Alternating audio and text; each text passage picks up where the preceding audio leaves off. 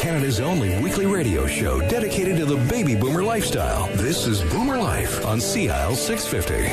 Can't you hear the pounding of my heartbeat? 'Cause you're the one I love.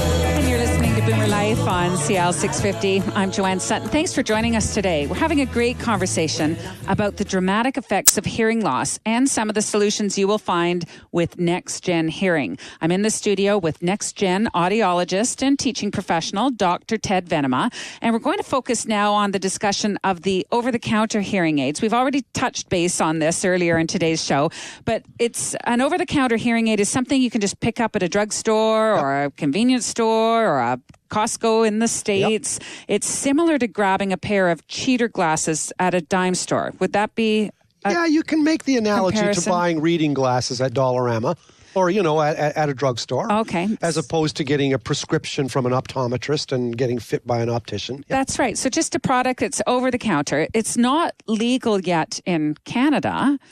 The introduction of the over-the-counter hearing aids may be a very important opportunity to introduce hard of hearing consumers to amplification. Yeah. So I really you look support at it that. this. Yeah, I look at it that way. I think it's a way to get people to be interested in hearing aids and not have the cost be a factor and not have it makes things a little bit more accessible. Kind of like a baby step. And you also referred to it as a shoehorn. Yeah.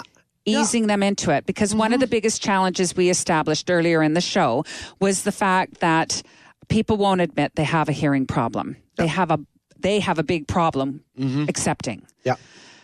So it's hard to convince them to even enter into this next chapter of their life. A person can kind of walk up and purchase an over-the-counter hearing aid and try it for his or herself. And I think that kind of increases hearing healthcare accessibility. Okay, so it's available in the States, and we know we have a lot of cross-border shoppers in this neighborhood. Yep. They're going to go down, get themselves a pair of hearing aids and try it out. Yeah, maybe they'll go to Bellingham or whatever and check it out. And, you can look at it positively or you can look at it negatively. Some clinicians in the hearing healthcare field are freaking out about it.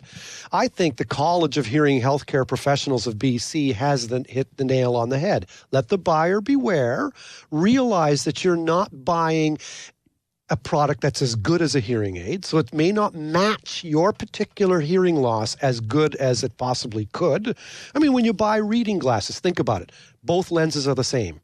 Right? And yet your eyes, when you get a prescription, each lens is a little bit different. Correct. See, you're not getting that when you're buying an over-the-counter hearing aid. Right. But at least you're checking it out. And you'll find out the benefits of hearing better. And you'll think, okay, maybe I'm ready. Maybe I'll check out hearing aids in a couple of months. Maybe I'll check it out. So do we have any statistics about what percentage of our aging population might have hearing loss or experience? It's well known. The Canadian Academy of Audiology has put out the statistic that 1 in 10 Canadians has significant hearing loss. 1 in 10? 1 in 10. Wow. And look at the baby boomers who are aging. Basically, 30% of people 65 plus have significant high-pitched hearing loss. 50% of people 75 plus have significant high-pitched hearing loss. So this is like rampant. And it often, as you and I were talking during the break, a lot of times it gets confused with cognitive deficits, with dementia. We've spoken about this with people from the Alzheimer's Society of BC, that they say a lot of times when you're talking to your senior parents or a senior neighbor and you notice cognitive decline, you take them to the doctor and the family doctor says they don't have dementia, they just can't hear you. Exactly. Hearing loss gets forgotten with children who aren't hearing properly in the classroom. It's defined as willful disobedience. You're just not listening. They become isolated more, and they're sitting in the corner by themselves a lot more and not interacting. And think of the old adage, deaf and dumb. It gets associated with stupidity because you're not following the conversation. But maybe it's got nothing to to do with your brain. You're just not hearing all of what's out there. How do we get rid of that stigma? See, how do you? That's your job. That's the part where education comes in, and it's exactly what we're doing right here. Is educating people. Studies have been done by the American Association of Retired Persons, AARP. Yes, and they did a whole study on over-the-counter hearing aids, and they found that it may significantly increase the number of people with hearing loss to seek help, which is what we've been talking about here. According to them, OTCs, or over-the-counter hearing aids, may help elderly people with hearing loss, although those who receive professional help will get an even better chance. In other words, people who actually get hearing aids will do slightly better. They did a 6-week study with the American, and it's published in the American Journal of Audiology, by the way. They compared outcomes among 3 groups of people. One group got the hearing aids traditionally through an audiologist. Typical. Did we say how old this age group was? Yeah, there were 154 adults aged 55 to 79. Okay, so the perfect age group, yeah. And they weren't deaf, they all just had typical mild to moderate hearing loss. They were you and me. They were you and me. And so that group got divided into 3 subgroups. One group got hearing aids the traditional way. The other one got over-the-counter hearing aids by choosing a pre-programmed device. Like the over-the-counter hearing aid was deliberately given more treble amplification. Okay. So to match the general trend that elderly people have over trouble time. with treble. Okay? And the third group? And the third group was a control group that actually got a placebo, like a hearing aid that did nothing. Oh, wow. Okay. They just thought they were buying a hearing aid, but it did nothing. Okay? So they compared the benefits, including user satisfaction and usage of hearing aids for 6 weeks. And what did they find? They found that the hearing aids helped both the audiology group, the typical group, and the over-the-counter group, which is an important finding that amplification helps. It works. And the hearing aid group did better, but the over-the-counter group did okay. In other words, it was better than nothing. And by amplification, they don't mean that we all talked louder. No. Right.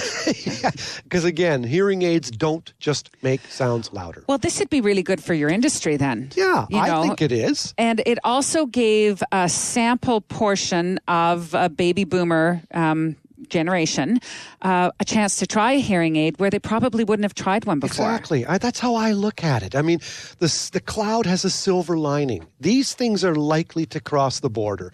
And if they don't, as you said, people likely cross the border to get them. And I just say, why look at things in a negative way, but just beware. You're not going to get the service that you're getting at a regular place where you're buying hearing aids. You're not getting that follow through. And if you do go to a licensed person, they're going to charge you for the services, which is fine.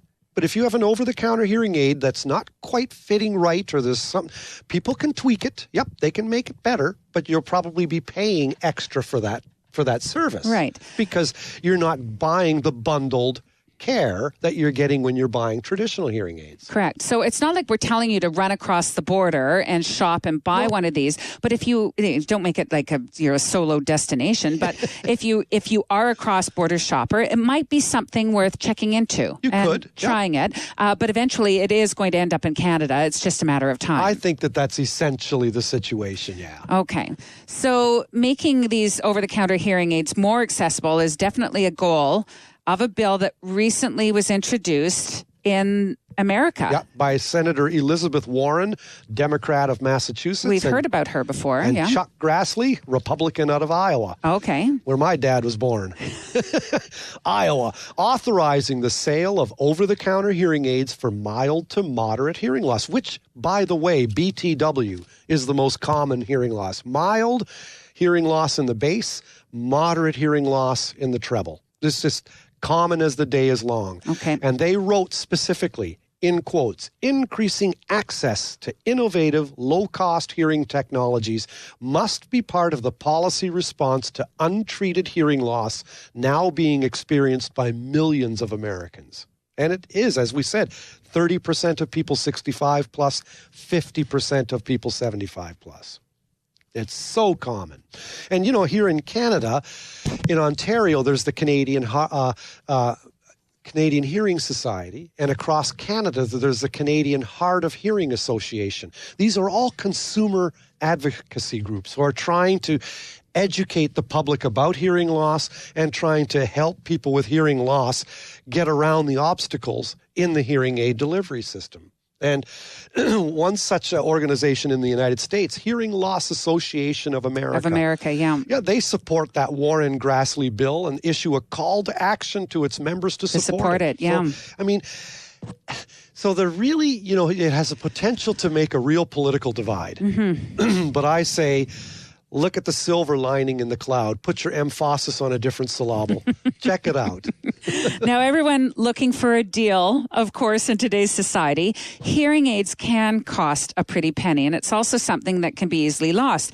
What I think I hear you saying is it's not something you really want to cheap out on when you're researching a hearing aid. No, it's if I guess the bottom line for me is audiologists and hearing aid instrument practitioners, people in the healthcare delivery system.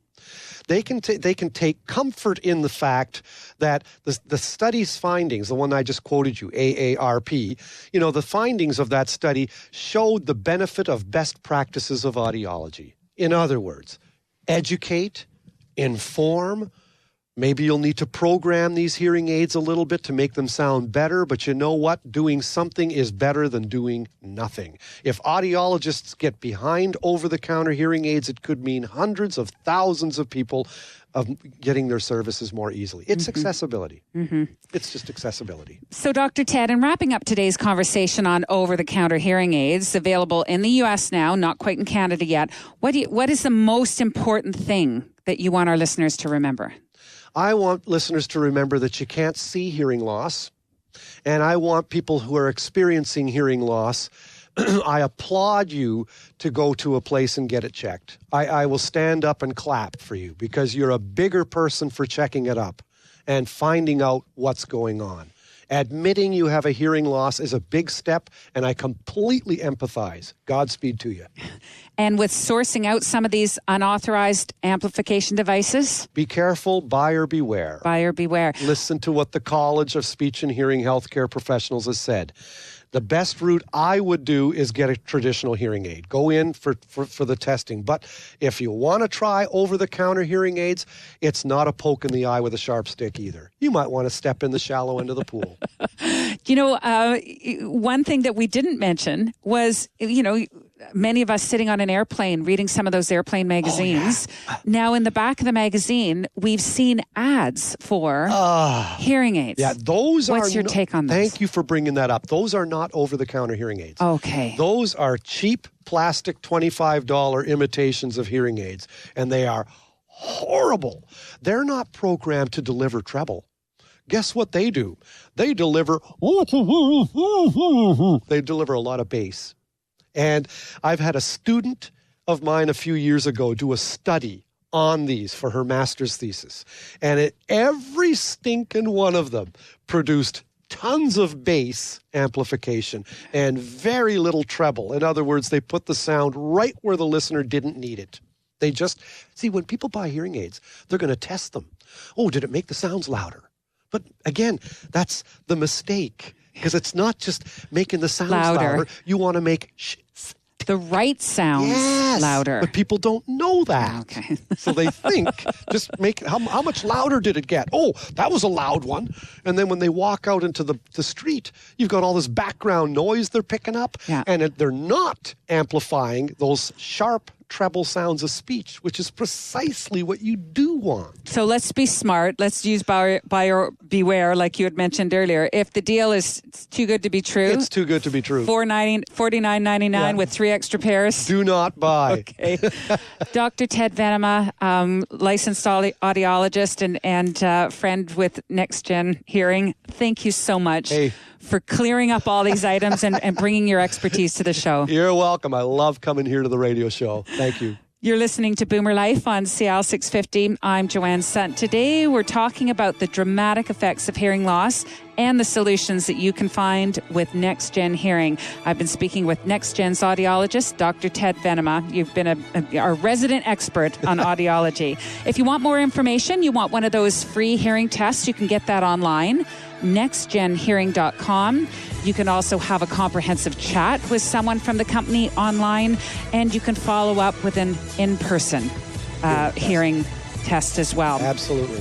Thanks again for listening to this edition of Boomer Life. I hope you go home with some new information. I'm Joanne Sutton. This is CL 650.